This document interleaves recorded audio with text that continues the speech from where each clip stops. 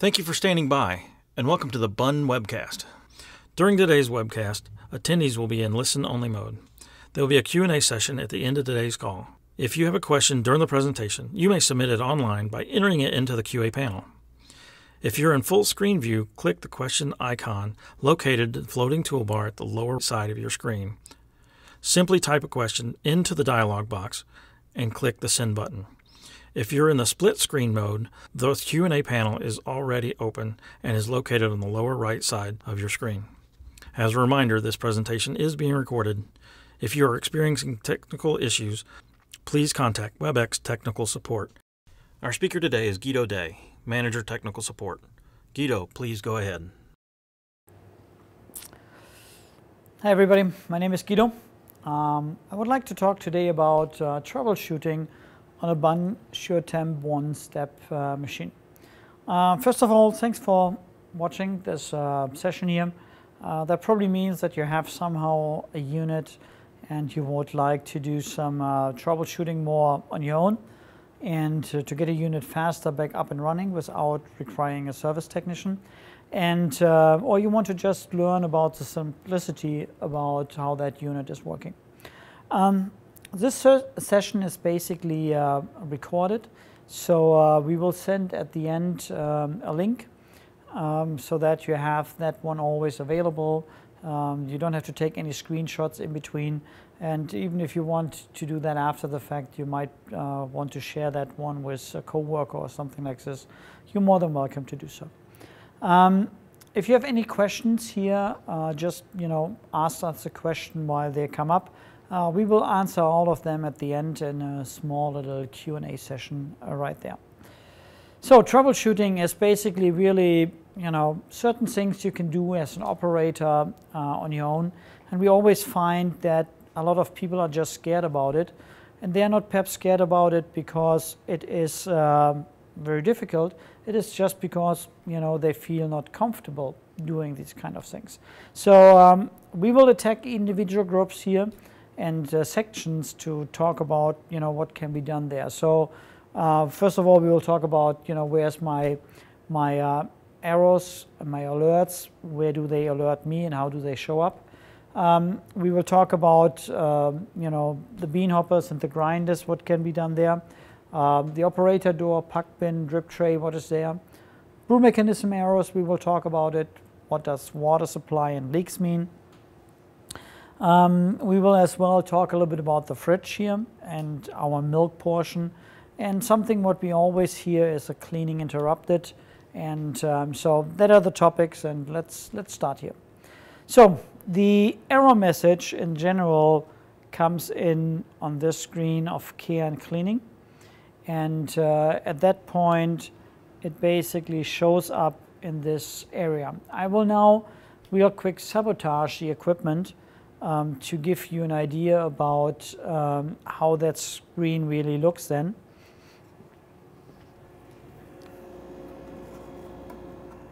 So I disconnected the water supply line to the equipment, and I'm now doing a cup preheat, and the machine at one point recognizes that I have no water there anymore. So you see that your screen, which was prior to that one there, with the part number for the cleaning supplies, now turned red.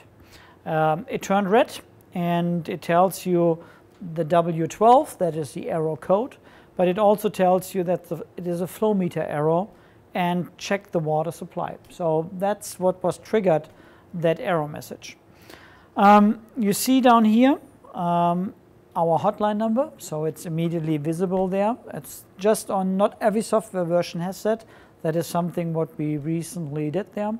And it shows you as well when you call in on which software version is this machine running, as well what is the actual serial number from that one. And that always helps then for our agents here to help you troubleshoot, as well as to identify the machine in the system. You see a continue button. That continue button would reset the error message if it's possible, and then the machine would go back into operation. So you don't have to power cycle at that point to just clear an error there. Next to that one, we see a question mark. So if you hit on this question mark, the machine will show you what could be a possible cause for that error. And you see here some fingers which are showing around a quick connect. And that's exactly what I did here on this machine to trick it. I disconnected that quick connect. When you go to next, it shows you perhaps on the other side, on the wall side, what might be there as another option. So let me put this real quick back together.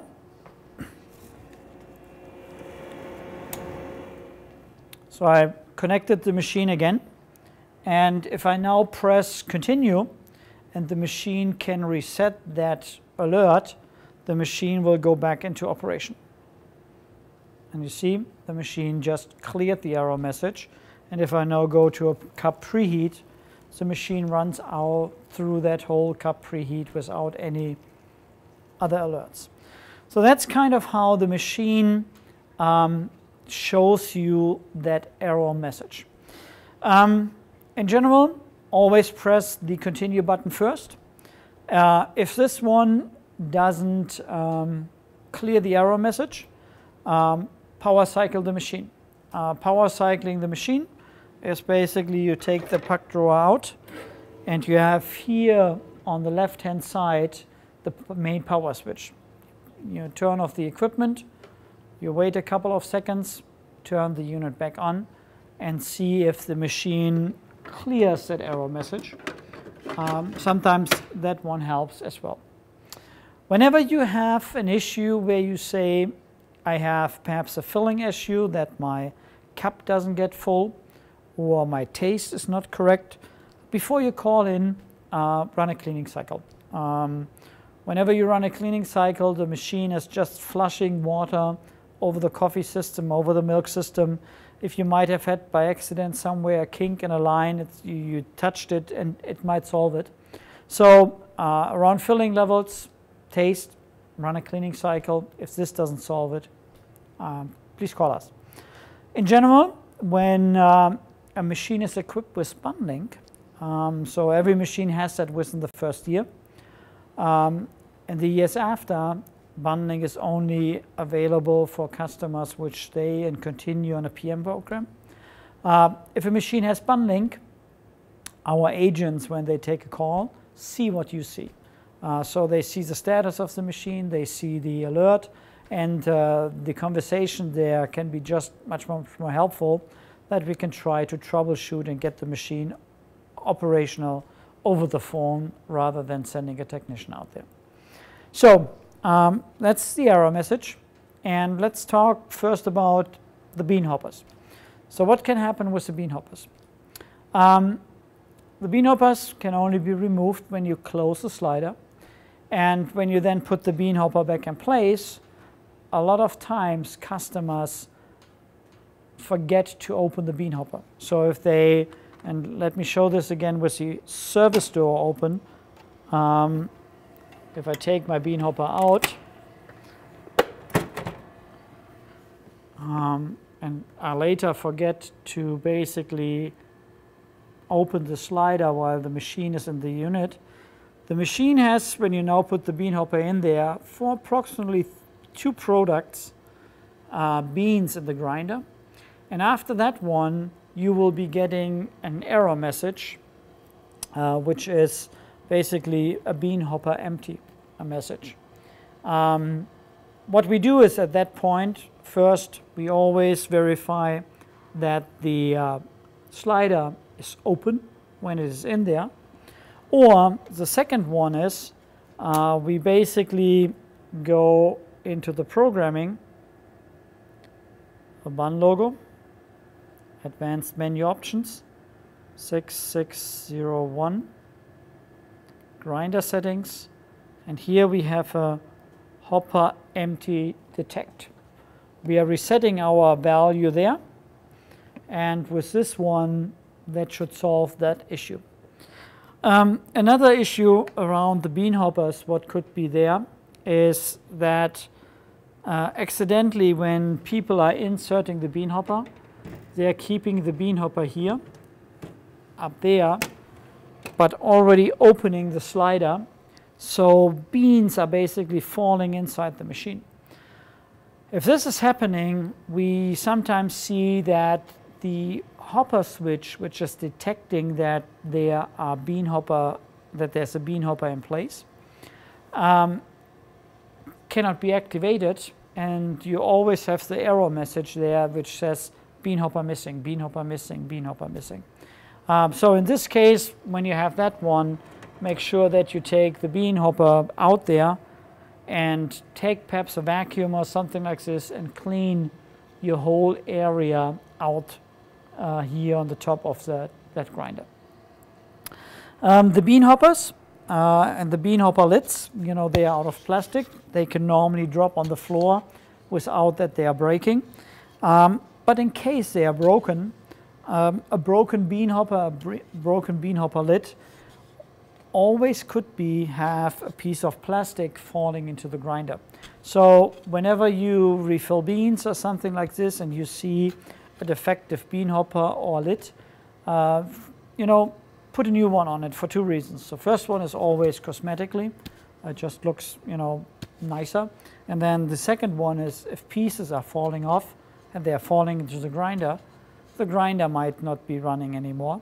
And then a service technician has to come out and you know, vacuum the grinder out, clean it out, perhaps even open the grinder. We sometimes saw, you know, pieces of, you know, a penny in there, and then we might perhaps even see a damage on a grinder burr. So make sure that these parts are not broken and that the bean hopper is in place. The slider you only open when the bean hopper is sitting in there, and this should always be the first thing what you do. As soon as you put the bean hopper on the machine, always open the slider. The next one is a little bit around the grinder as well.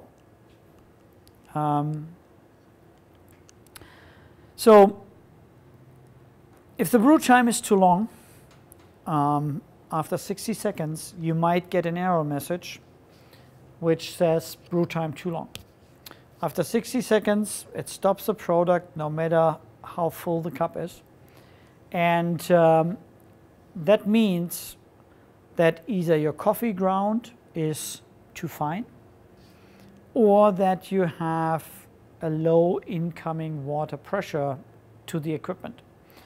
To address that one, I would reference you here to our calibration webinar, because there we explained how to properly do a grind adjustment as well as a grinder catch test. So what we really want to do at that point is we want to adjust the grind back there into the window to get it into a dispense time on a double espresso between 18 to 23 seconds. One side could always be, again, on the facility, on the building side, you know, water pressure. Sometimes we see that machines are hooked up to the same water supply line as a volume brewer, and that might trigger something like this. The third error message what you could get around the grinder is probably a grinder motor locked error. That means that the machine tries to run the grinder, but the grinder cannot move because something is hanging in between the blades. So at that point, you have to take the bean hoppers off the machine, take a vacuum, grind out the grinders, run a drink again, and see if that one solves it. If not, a technician has to come out and then, you know, open the grinder with tools inside the machine. The next one is the operator door. The operator door is basically, when you open it in this way, interrupts that you can make any drinks. It turns off the brew mechanism. Sometimes people don't see that. You see down here an error message, door open. You have again a question mark there. The question mark basically shows you which door do we mean there. And remember, no brew mechanism is running if the door is not closed. The next one is the service door. Here itself is not monitored, but it has a manual lock there. Next one here around is our puck bin. Okay, so if a puck bin is overflowing, and it normally always overflows if you take the puck bin out, and after 5 seconds the machine resets its internal counter and says my puck bin is now empty. And if you then put a puck bin in which is half full, you're suddenly piling up coffee pucks. These coffee pucks, they are piling up here inside the machine. So in case you're opening and taking the puck drawer out, or you're opening the operator door and you have, you know, coffee pucks, real coffee pucks flying all over the place, you know that the people basically don't operate that puck bin correctly. The rule should be always never insert a puck bin with any puck drawers in it, period. What's then happening is if you take now the puck drawer out and you suddenly have pucks falling behind the puck drawer, they are piling up here in the machine, and then people do not clean everything out there, and you cannot push the puck bin in all the way. And then at that point, when you see now here, the machine tells you puck bin is not in place, you cannot make again any products. With this as well, if the magnets are not getting and holding this plate and the puck bin in place, you might sometimes have a situation where this one is, you know, shifting around and it stops in between the production of a product. So always make sure that, you know, the plate is here. Make sure that you have no coffee ground here inside, and that keeps always the puck bin snide perfectly there inside. It doesn't move, and it doesn't interrupt any productions from drinks. The next one is around our drip tray. The drip tray has a small little hose, this one here.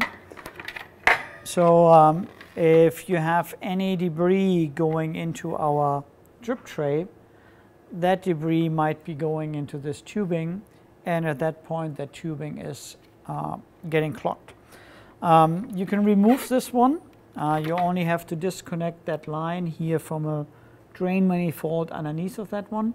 What we see is that sometimes people clean it and then put it back in, but forget to make this connection, so whatever goes there inside suddenly goes onto your counter. So whenever you have that, just go underneath of the machine, look and make sure that this tubing is connected there correctly. The next one is whenever people would be cleaning out this area here with coffee ground, and they just push it in this way into the drip tray, that builds up then there, and that clogs as well the drain. What can happen is that during a cleaning cycle, the drip tray overfills.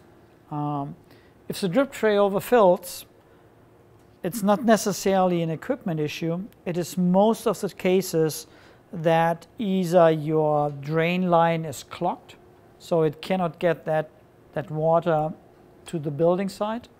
The building drain is clogged, or depending on how your drain is set up, sometimes the drain tube might be hanging in water, and with this the machine cannot get that out there.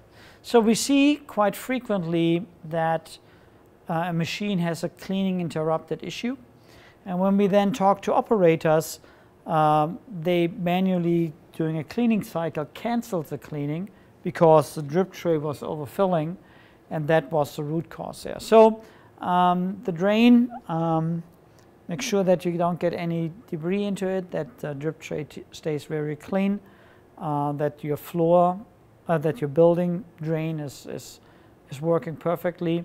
That will help to do any trouble around that overflowing there. Whenever you have taken a drip tray out, make sure that you reconnected it. The generation 2, which is just a square drip tray, has no tube anymore. It has a quick connect here, and so that's less critical than the first generations. One thing is the brew mechanism. The brew mechanism arrow means basically that the brew mechanism tries to go up and down, but it cannot move, and it most of the time doesn't move because there's coffee built up around that one. For this one, it comes, the brush comes very handy. It's part of our daily cleaning, and I would keep it here a little bit like a rule of thumb. The more you do this correctly from the beginning, the less likely you have coffee build up around the swiper, and which could cause then brew mechanism errors. So keep this from the very first day. Always use the brush. Make sure that you have no build up there, and whenever you have a ton of build up there, most of the time a technician has to come out and clean that area up there. Remember, if you do not have, if you put a puck bin in which is half full, that could as well cause a brew mechanism error because you're piling up the coffee pucks and the coffee ground back into the brew mechanism. It always helps here to power cycle the brew mechanism, the machine, and see if it comes after that one, because with each power cycle the brew mechanism is running through an initiation process, and that always helps. If you have a ton of coffee ground surrounded your brew mechanisms, most of the time a decheffer wears out and is spraying more coffee in the machine than he should be doing. If you see that one happening there, give us a call, and we will fix that issue before we are seeing brew mechanism errors. The next one is I would like to talk about water, and the first one I already showed you about the water flow too low error, where I disconnected the water supply line, and that's what that is. Remember, if I have a water flow too low error during a production from a product, it can be that I have a pre-infusion in that individual product. So if I have that one, your issue is that either you have a very low water supply going to the machine, or your coffee grind is too fine and you have to do a grind adjustment. And if you do a grind adjustment and you adjust it more than one full turn, you have to do a grinder calibration. You can normally get a feeling around that one there, is if it's from the building side, normally whenever you power cycle a unit, you normally get that error message immediately, because at the startup the machine is already drawing water to refill the steam boiler, and then you would get an error message. If you get that error message in between, try to find out which product did I just try to make, because that's probably the product which triggered that error message, and work on your coffee ground and your grind adjustment there. If the machine is leaking, always try to see where is the machine leaking. Is the machine leaking because my drip tray is overflowing? Is the machine leaking while I'm brewing coffee? Is the machine perhaps constantly leaking? So these are also always things when we asked about a leak, which helps us to determine, how urgent that call is. And if a machine only leaks a drip when you brew a cup of coffee, it has probably a different, urgency as well as how critical it is, as if you have a constant flow of water coming out of the unit. In general, rather be safe than sorry. If you have a machine leaking, turn the equipment off and disconnect it from water to prevent, damages around you, as well as, electricity and water. They don't come as best buddies together. So we want to make sure that we don't spray any water on electrical components while they perhaps are getting energized. We have on this milk system here a fridge, and let's talk a little bit about that fridge. So in the first place, this fridge is designed to maintain a temperature and not to lower a temperature. So if you put milk in, which is perhaps at around 42, 43 degrees, if you want to cool it down to 34, 36 degrees, it takes quite an amount of time there. So if you don't see that happening, don't place immediately a call there. We want to maintain temperature in this fridge. The fridge has a thermostat, which is on the back side of the fridge. It could have been very well be that somebody played with that adjustment knob there because he wanted to make the fridge colder to get milk cooled down. And then suddenly the fridge is constantly running, and at that point you're building up ice on the fridge. That ice in the fridge builds up around the top third on both sides in that fridge, and it basically, gets around our milk manifold there. So if that one is happening, and if it's getting around that milk manifold, whatever is in that milk manifold can freeze. It can freeze that the pump doesn't turn anymore, so you could get milk pump stalled errors. It can freeze even that you have a pipe or a connector, popping, because whenever water freezes, water expands. Okay, so whenever you exchange milk, whenever you run a cleaning cycle, see if you have ice in the fridge. If you have ice in the fridge, the easiest one is always, unplug the fridge. The fridge has its own power supply. Put a sticky note on front of it for the morning person and say, please plug in the fridge, so that they plug in the fridge. And don't place a service call because your fridge is suddenly not running, because somebody might accidentally have done that. So keep that in mind, what is out there. In regards to the fridge itself, maintain a certain cleanness around that door gasket. That door gasket is not as a single item interchangeable on that door. So if you get a ton of milk behind it or something like this, you might have to get a new door to get this one there clean as well. So the fridge has a compressor in it, and if the fridge is sitting normally here on top of a counter, there's enough air around it so that it can exchange and it can basically cool. If this machine would be sitting in a cabinet underneath here, and that cabinet would have no openings for ventilation, it might be very likely that that fridge is just running too hot and it cannot cool down because it cannot exchange the warm air enough. So a fridge underneath in a cabinet always should have ventilations in it. So the last one is probably here what I would like to talk about is the milk portion. Okay, so the first thing is, and I explained that in an earlier session, is that we have two different styles of frothers here on the unit. So if this frother here on the front is clogged, you are getting back pressure into the system, and the machinist might be at that point always tells you you're out of milk, you're out of milk, you're out of milk. As a rule of thumb is, if you use our cleaner, the frother and the mixing chamber here, they are all clean.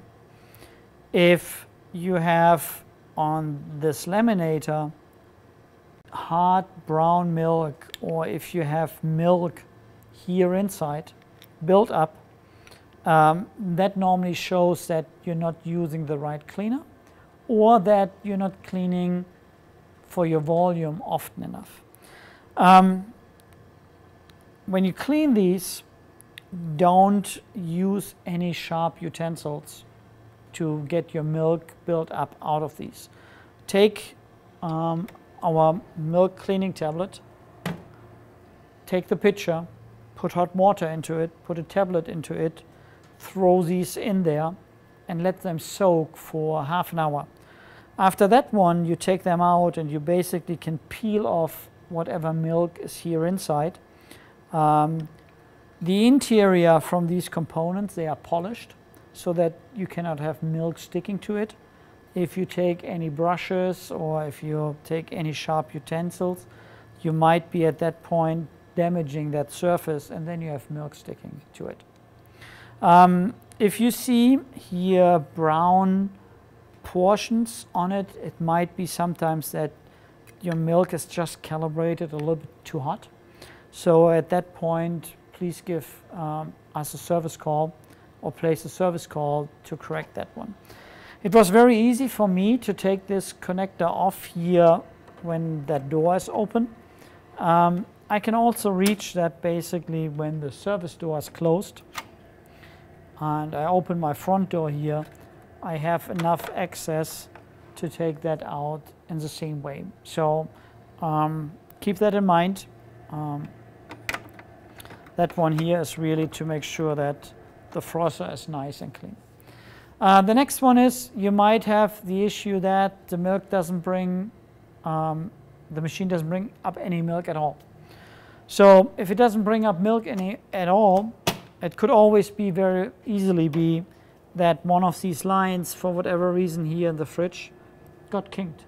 So at that point, the machine tries to draw, but it gets no milk through it. On the machines which have a Generation 2 milk system, they have these milk strainers there inside, and these milk strainers might be clogged with debris. We had, for whatever reason in the summertime, here and there always some issues where the milk brought some slime with it, and it was just for a short period of time, and that slime was hanging on the strainers there inside, and you can basically very easily remove and disconnect that one, and then you have access to the screen and clean it, and then all the issues had been gone. So if you don't get any milk up there, check the milk there in the fridge, make sure that you have no kinks and that the strainer is at that point clean. And remember, a milk pump stalled error normally triggers or is triggered by ice surrounding our milk manifold. When you do more than 100 drinks per day, we would recommend that secondary cleaning there to just make sure that you don't create that milk build up so much. If your prime doesn't work, when you prime the milk, it could very well be that when you put this tubing into the jug, that the tubing comes upwards again, and basically is really out of milk, but you look there inside and you say, hey, my gallon is still full or more than half full. So always make sure that this one is here. So this line is currently very long, so that one would probably stop here. So you have to put that one then there further inside to make sure that it really empties that that gallon there inside. If it's constantly happening, make sure when you open the fridge and you suddenly see no milk here in the line, or you see milk running backwards, that normally means that you have somehow here on these connectors, on the sleeve or on that tube, that you have a hole there inside. And at that point, you're getting air into it, and with the air getting in there, your milk runs back into the gallon there. So look at that one there. If you have a short cup, an underfilled cup, or a cold cup, always run a cleaning cycle first before you place a service call, because there might be just somewhere milk hanging in the system, and with a cleaning cycle, we are just, rinsing and cleaning the whole milk system. If you have an issue that perhaps one milk doesn't work, always check if the secondary milk is working.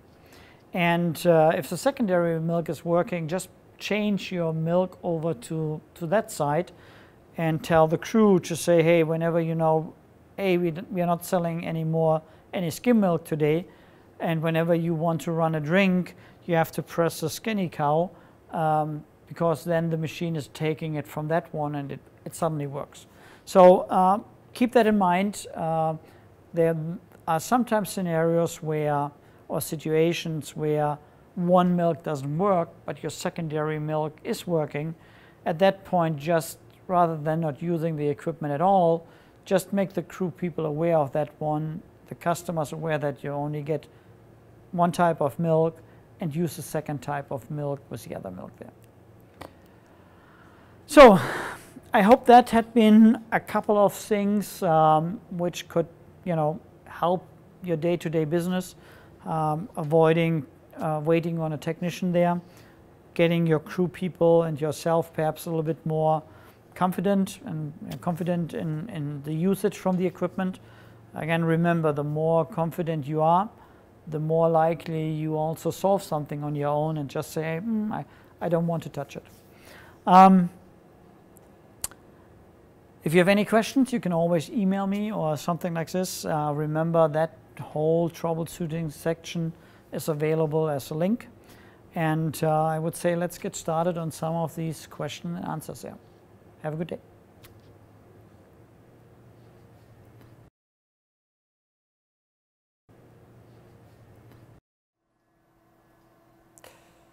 So, hi everybody. We had a little bit of glitch today here in the presentation. Our computer froze, so we had to restart the WebEx in between. I hope this didn't throw you off there. Do you have any kind of questions in regards to the troubleshooting, what came up through the video here? So if you want to ask that question, there's a chatter functionality in the Q&A section there.